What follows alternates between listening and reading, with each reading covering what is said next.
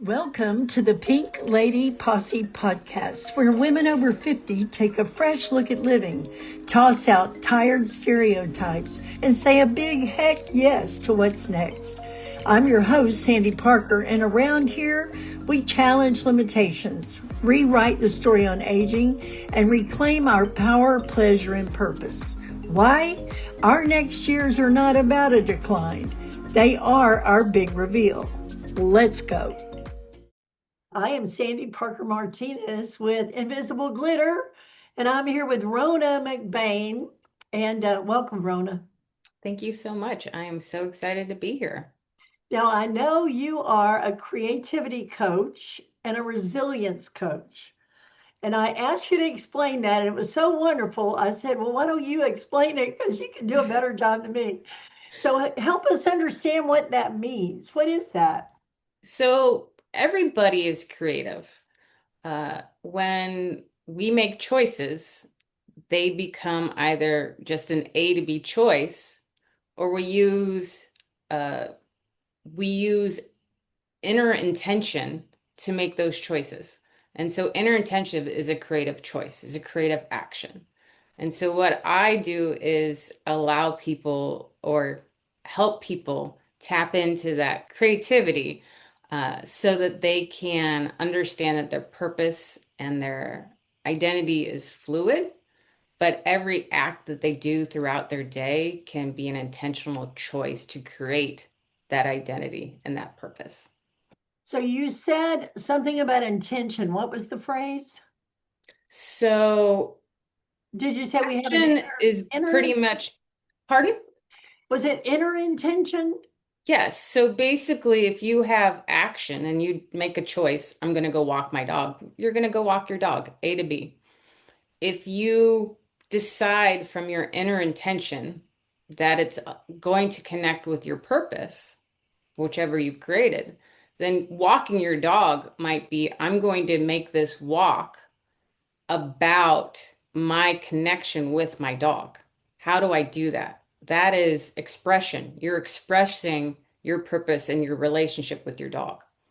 Okay, believe it or not, there are days I walk through the day without an intention. Hmm. I just wake up like I wake up and I do what I do and I make the bed and I come to my office. How often do you set or create an inner intention?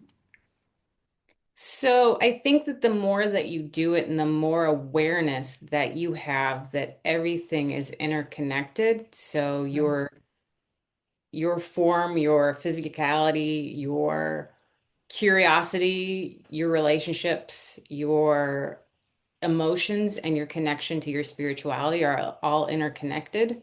And you start making choices from that knowledge.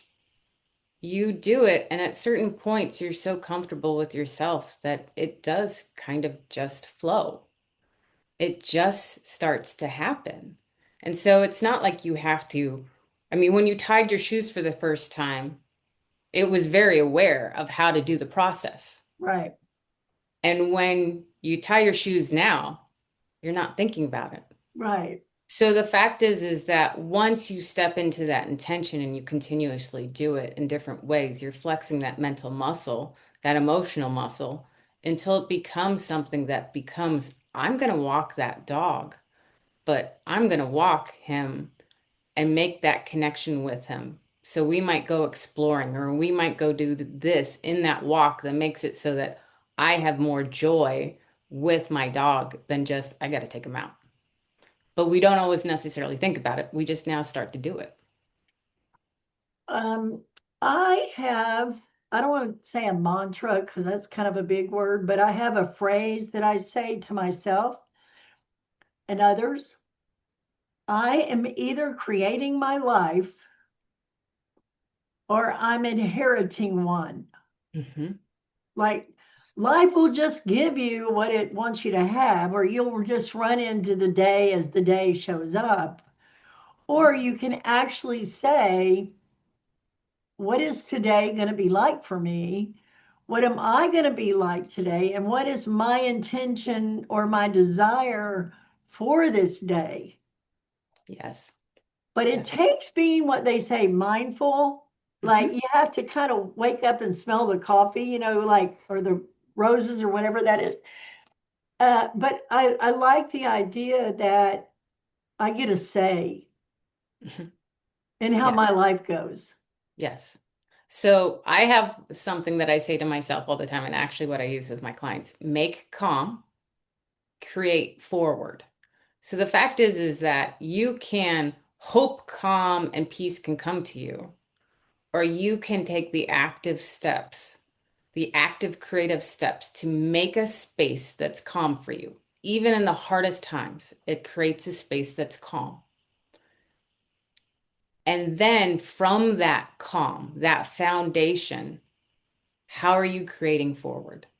What intentions are you setting forward from that? So make calm, create forward. Wow, that has a peaceful tone that I don't normally have. I mean, I don't start out with calm. I Yeah, start so out your with base, yeah. go, right? Yeah. So, but if that's your baseline emotion is go, that is your calm. Mm, So that is the fact is that my calm looks different than your calm. And so once you know what your baseline calm feels and looks like, oh, it's so much more powerful. Great example. My late husband used to bring me a cup of coffee. 40-minute drive to bring me coffee. I wouldn't know when he did it. He would just do it. And my whole being would light up with joy and happiness. And it was just, in the end, it wasn't about the cup of coffee. Now, when he passed and I had rough moments, one of the things I would do is think of that cup of coffee and him coming. And I could feel that emotion. I could bring that sense of joy back to myself, even for a short moment. And so the fact is that then I'm changing my baseline from being unhappy and sad and intentionally going, no, I'm going to choose joy. I'm going to choose that emotion. And the fact is that that emotion was always there. He just brought it forward. mm, mm, And so the fact is that on days when you're having a harder moment or weeks when you're having a harder moment, what is your baseline? If you know what your baseline is and you start to think about it and you start to think of moments where you were in it, sometimes you can actually call it forward. Now, for me, what that meant was I had an aha moment of, okay, so I can think of the coffee and it brings the emotion forward. Now, after doing that over and over again, and I get used to it and I know what that emotion feels like, are there ways in which I can take a pause from all the chaos around me and think of the emotion? Let's not even think of the coffee anymore. Let's just think of the emotion. Can I feel it? But that requires that we make calm. We create the pause and the space uh, to allow us to do that. when you say that, I just feel so calm. You can make calm. I'm like, ah, I love that. Well, not to be, yeah, we're both widows, Mhm. and not to be superficial about it, you've struggled. Oh, yes. Yes. So, would you just tell me the cliff notes of that in terms of so I can relate to what you've been through? Okay. So, my husband was diagnosed with ALS. So, it's a disease, Lou Gehrig's is another word for it. It's basically where your brain stops talking to the rest of your bodies through your muscles and stuff like that. So, it is fatal, 3 to 5 years.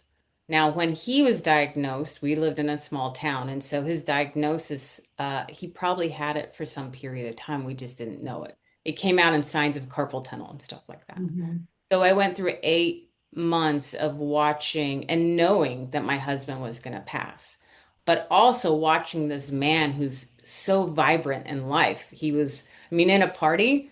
I could always find him. I just had to find the biggest group of people, and he would be in the Oh, center of it. He would hold court. So to find this really intelligent, charismatic man, unable to use his hands, and then unable to use his legs, and then going through so much pain and the muscle contractions and stuff like that.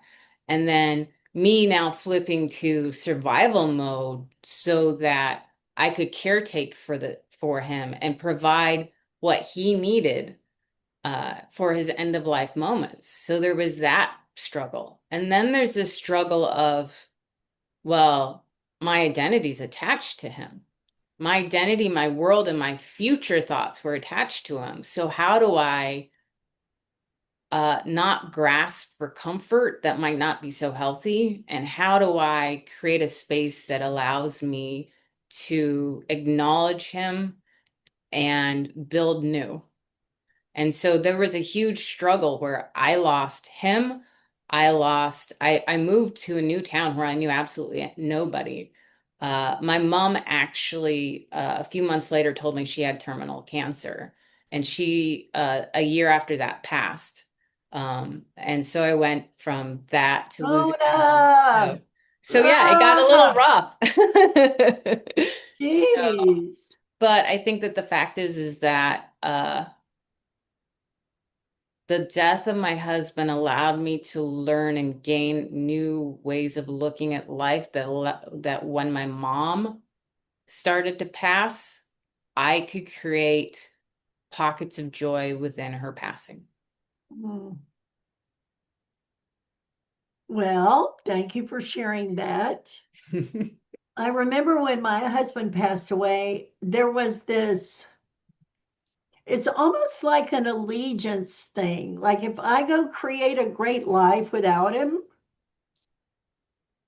I mean, maybe I should just be sad for a long time because that would be with him in this terrible leftover. Bleh. Hmm. And I would go to make a great life because I always have created my life. And I go, am I betraying something to go create my own life? And I'm sure kids have that too, right? They move away Hmm. from home and it's like, so how did you unravel that? And maybe did you go through that? I did. But one of the gifts that Jim gave me, that's my husband, is that we had talks about him passing. We had the dark humor about, like, well, afterwards, go do this kind of thing. So there was access point and acceptance, and we had the hard conversations that so many people avoid. So in a lot of ways, that somewhat released me from that. Right. And I also had an aha moment. If I was going to have faith, if I was going to really truly believe in a grander purpose that I'm not aware of, then I needed to realize that he was put in my life. He was part of my life, and he was meant to be there for that part of my life. But Mhm. he was not meant to be in this part of my life. He was meant to completely alter who I am and make me ready for this part of my life. Okay. So I remember how hard Rodney had to live. Like every day, it took a lot to go one more day. Mhm. And I wake up now and I take a breath and go, you know, I didn't do a dang thing, but take a breath. And in his honor, I'm going to take that breath and use this day like it's the gift it is. That Yeah, really helped me kind of transition to going on to create a life. yeah, that's exactly. I mean, I think I did that for a long time too, until I realized that, yeah, I just needed the gratitude all around. I mean, that's such a huge change in grief is when you can have gratitude in grief. It is. Well, the other thing, we're talking about liminal space. Hmm. And by liminal space, which I love this phrase, but it is that space between what was before and what is going to be. That Hmm. that that unknowing space, that place you go into the swimming in the unknown, right?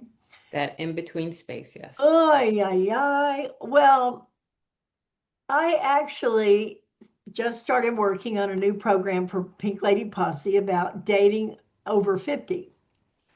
And I realized that it is liminal space when you, and it doesn't matter if it's dating, it doesn't matter if it's quitting your corporate job to do your own side hustle, it kind of doesn't matter what the jump off point is, you're jumping into liminal space.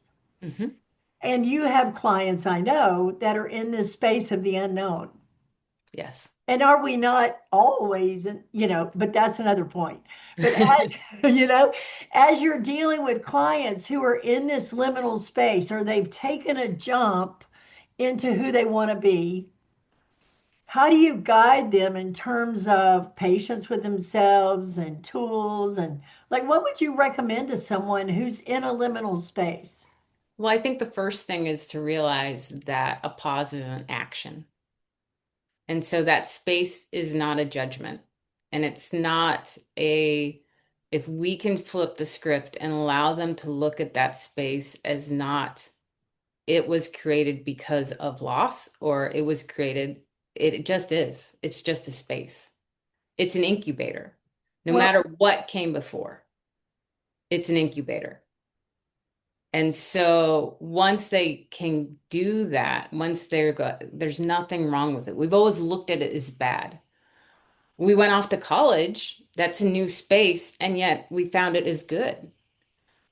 So releasing what was before and not rushing to what is coming and realizing that this is a wonderful opportunity to create new things and to have discoveries.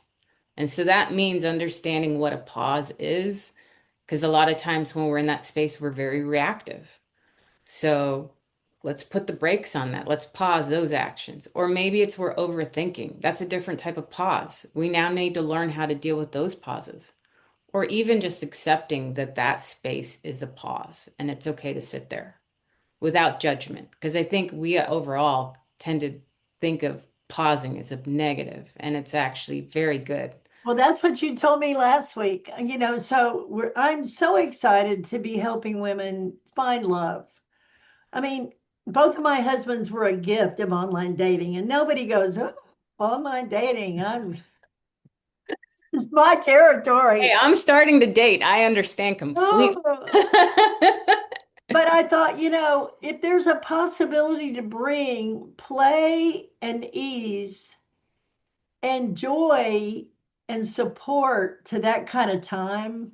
Hmm. As I remember the times at 11 o'clock at night when I was lonely and bored and think, oh, maybe I'll get online. And that didn't really help all the time. To have support and tools during liminal spaces. And I Hmm. don't know if there is a more liminal space than that. Yes. Oh, definitely. You're dating. How is it?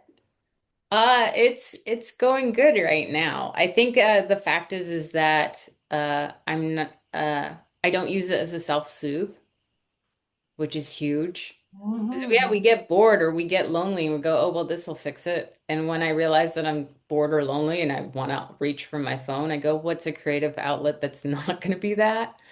And when can I create the situation in which it's fun? Like, I think we have to change our goals. Like now being over a certain age, yeah, I definitely am like, hey, you know what? I want to find somebody, I want to do this. Like, time is short in some ways. So I think there's that too. But I think that in the end, when I changed my goal to just learning about me through this and then also learning about them, I have friends now. I mean, we went on one or two dates and I'm like, it's not happening. And we're still friends. And then there's the ones where I'm like, wow, that pulled out a lot of ugly, either in him or me, and why. And so, and let's shut that door because that's not okay anymore. But that's an interesting thing that popped up. So yeah, changing the goals for me was a I big like one. that. But Well, one of the things that happened to me was, and you're right, if you think it's going to be a soothing thing, no. go work out. It'll be a lot better. Yeah. It's a social experiment in a way, yeah, definitely. And one guy said, I remember he said, is anybody finding love in here? And I remember that touched me so much. I thought, you know, I can relate to that feeling, but if I showed up with love, I don't have to wonder if I'm going to find love in here because I am love in here. Yes. Yes. That was a huge change for me because I used to look at somebody's picture. He's too buff. He's too short. He's too smart. And like analyze myself as a match all by myself, which is so, Yeah. degrading sometimes. Yeah. And but then I said I decided that everyone I came in contact to, I was going to offer generosity, contribution, love, and kindness. And okay, he's not for me, but I Hmm. would say you're not for me, and I just wish you nothing but the best. Hmm. But it totally changed the experience for me. Yes. Oh, definitely. That's one of the things I'm experiencing now is also though uh having the conversations and realizing when it feels reciprocal and when it's not. Mhm. So if I can communicate, hey, I really like your morning texts, and hey, love the conversation that we had, and this was what my day was about, and they go, cool. They're not returning the reciprocation. Now, we can look at that person and go, wow, but he likes the same stuff as me, and he does this, and he does that. Well, that's great. But actions and intentions show so much more than, oh, well, I think he'd be compatible. Well, he's not because he's not showing the same intentions. Now, we all have different communication styles. Yeah, So it and might I be was he might be where he's, hey, I'd like to see you on Saturday. Let's do this. Let's do this. And he's very intentional about that. And he's just not a texter. So there is actions that follow in different ways in different communications. Now, if I'm saying though that I like a text in the morning and he doesn't send texts in the morning, okay, that's information. Am I comfortable with him not doing it? That's on me. Uh, if it's habitual, that then it becomes this thing, you well, know? and last week in our episode, Holly, or I don't remember, a couple of weeks ago, Holly Hartman was talking about how we get a few details and fill out the picture, Yes. right? Oh, he drives a new truck and he's really handsome and he does this for a living, which makes this story totally full of fantasy. And that's just what happens. And Yeah. then we spend the time getting to know the real person Yeah. versus the fantasy we created because we don't like to be in the unknown. We want to fill out the Yeah. fantasy. But if we come at it with curiosity, so like there's a gentleman that I've seen a couple times and he's got a really nice car. And he one time he picked me up in it. He's got another car he has too. But one time he picked me up in it and I was just kind of like, so why do you have the car? Like what is it about the car that you want? So it's not me going, oh, he's got a cool car. It's what is it showing of you in this car? You Right. know? So yeah. Well, as much as Pink Lady Posse wants everybody to have whatever they want, including love, we also want every message to inspire everyone, whether they're looking to date or they're in the happiest marriage of their life. That I do want to say something to them and me because I'm married now and I wake up and sometimes I'm not happy being married. Isn't that human though? Like one of the big things for me. So my internal purpose, which is not, I love what I do and what I talk about, my internal purpose, like what I really want out of life is to live it to the fullest, to make choices from my inner knowing, and to really honor the complexity of being human. So that means for you and for me. And Yeah. so, some days you're not going to want to be married. That's okay. It's being human, you know? It's That's so great. funny though. We think XYZ will fix us. Yeah. So, Losing weight would fix me. no. Yeah. Having not a corporate job but a side gig where I'm free, we sort of isolate these. If I had that, it would fix everything. Yeah. Well, that's because we don't want to look inside. We want to look at outside resources to make us the fix. And the outside resources are pretty much just an example of what the inside sounds like. Yeah. Oh, So, I mean, there's a what, pause. yeah, right? So, I mean, that's if you think of it, yeah. So I care for my body because it signals to me that I'm healthy and that I care for myself. It- you know, the clothes that I wear, that car that I drive, all of it is just a signal of how I care for myself or what I want to feel, where I'm curious at. If it's starting to be that I'm buying a car because it flexes for other people, I mean, some people can do that, but that's not going to be an internal mechanism for me. So, Well, one of the things that happened last week in my not so great week, I'm emailing all the people I know saying I'm so excited about helping women find love. And I just felt resistant to sending out the message.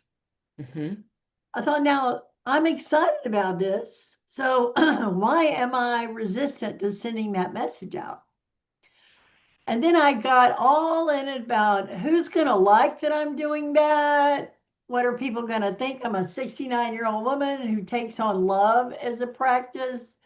I got so in, but I have to say, I didn't know it.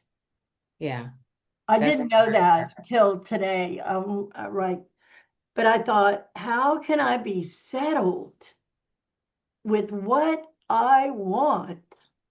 This is my life. And yeah. what everybody thinks is not my business. But boy, a lot of us don't even know what we really want.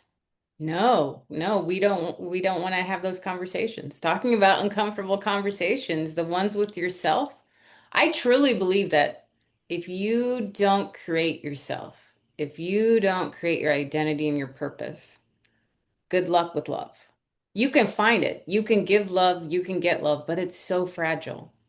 It's so fragile. But if you already have that love, if you're already kind of building that muscle for self, wow, when you find love, that's a powerful, concrete thing. It's- So in the end, it's about loving yourself. yeah, yeah. One of the Well, knowing yourself, creating yourself enough that you can completely and absolutely be undeniably you. well, that's one of the things I liked about moving from Georgia to Texas. Yeah. Nobody knows me. I Hmm. can be any way I want to be. And you don't really have to move from Georgia to Texas to have that. It was just a wide open space to have that.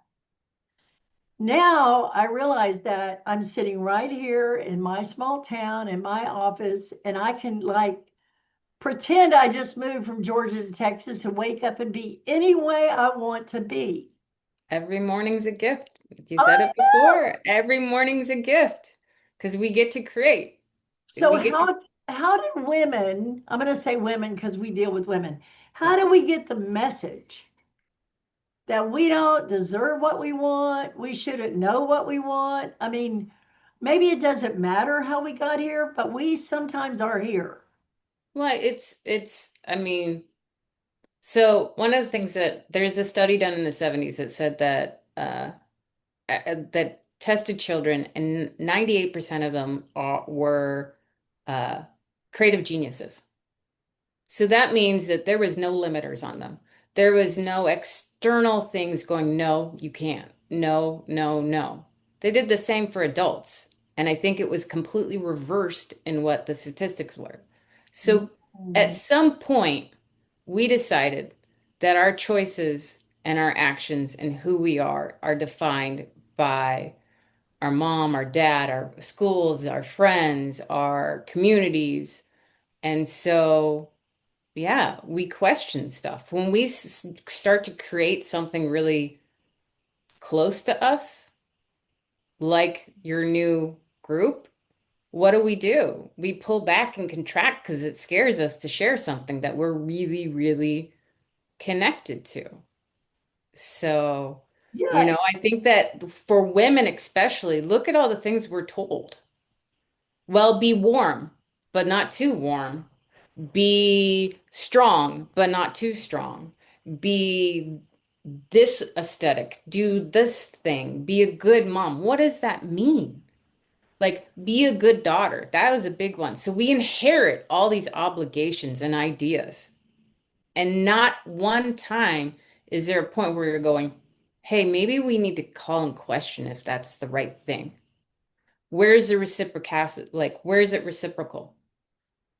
Is it giving to me so that I can have the joyful moment, so I can live in my baseline, go, go, go? Where are we doing that? How are we doing that? Or did we just go in autopilot? Well, and I'm practicing to do a TED talk, and Hmm. it's about, to me, the most painful thing was feeling like the best of life was behind me. Hmm. Like when Rodney passed away, I'm going, there goes my husband, my family, my past, my all the good stuff that happened, and I'm looking at a blank. Well, Hmm. what if the last days of our life are the great reveal instead of the great winding down till there's sort of this thing where you get old enough to where it's sort of an invisibility factor where you're just sort of fading out. And I want it to be the great reveal. Yeah. Because you I, get you old know, enough to where they can do whatever they want and you can do whatever you want. yeah. Well, I think it's also like I, I, I've seen this so often now is that we try to emulate who we were when we were 30 or 20. Of course we're going to disappear. We're supposed to be who we are. We're Yeah. supposed to have the knowledge behind us, the stories, the empowerment. We're supposed to share those things. We're supposed to like celebrate it. And if we do that, we're definitely not invisible. We're just not what they're expecting. Right. I went to my husband's a pastor, and we went to a church the other day, and the sign-in sheet said, "What's your age group?" Child 12 to 15, 18 plus, 30 plus, 50 plus. Like, what about the 70 plus and 80 plus? We just were getting a hump of over. Well, and it's such a gift, that's so next year I'll turn 50, so I'll turn 50. The year after that, I'll turn 51, and Jim didn't get to 51. Mm, So the fact is that I get time. I get opportunities to create and change. And through me being calm and creating forward, it ripples to other people. And so I have the opportunity, just in the way that I interact with this world, to change it up to ripple to other people. one of the things I like about us together Hmm. is that we made this us together happen Hmm. from a Zoom. Like Yes. we were on a Zoom, and I go, "Ooh, I think I want to know her," and you go, "Ooh, I think I want to know her," and then we got together.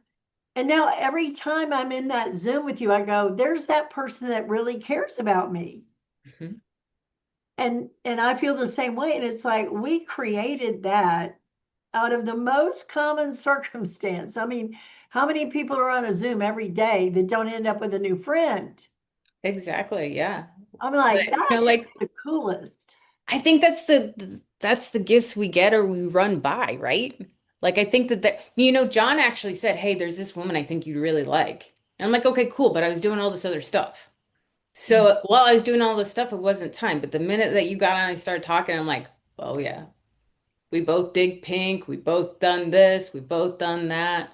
We have these shared experiences. That's super cool." And I love the way she talks. She's just at it. She's on it. Like, let's go. And so, yeah, I mean, the fact is that that's so cool. And also, I think that there's that creation. There's people that I probably should be doing that with, but I've blocked myself off, you know? I've gone, oh wow, she seems this way or that way, or closed off or she doesn't talk like, and so we click because we're automatically like, yeah, pink, woo. Or there's certain things that allow us to have access to each other. And I think when I talk with you, I'm like, this is incredible. I'm like, what am I missing with the other people that I've automatically discluded because I'm not allowing access or they're not allowing access. And I think of that too. Like, who have I blocked off from having access to me because of, not being open enough to do it? I like that. And I just had an aha moment, and that is I've become the person that would attract a person like you to be friends, Hmm. right? It's the Hmm. same thing when I was dating. It was like sitting here and berating myself about not being buff enough, cute enough, skinny. And come on. As soon as I said, you know what, this is who I am and this is what I stand for, I was asking Steve last night, what about me sparked the first part? Because at the time, I weighed 300 pounds. It's not like I love all these girls that say, oh, well, if I lose 50 pounds, I'm like, if you lose 50 pounds, it has nothing to do with it. And I Hmm. said, what was it? He goes, definitely energy. It was just your energy and your courage to say, hey, because I'm a little bit unreasonable if I'm dating. Why not? Well, Why not? because I said, okay, you get one chance at a text and then one chance at a phone call. Well, We, so we've been texting for an hour. It's time for the phone call. there you go. And he Well, goes, I'm not available. I said, okay, well, do this. Give me your phone number. I'll leave you a message so you can hear what I sound like. And then you can call me back if you want to keep going. But this is the end of our first texting. I'm like, I don't want to text for a week. And he yeah, goes, hold on. And he went outside and he called me. yeah. And it was like that first phone call, and he swears, is where, he felt the attraction. But had I not been unreasonable, had But I you, not, I was like, this is what I want.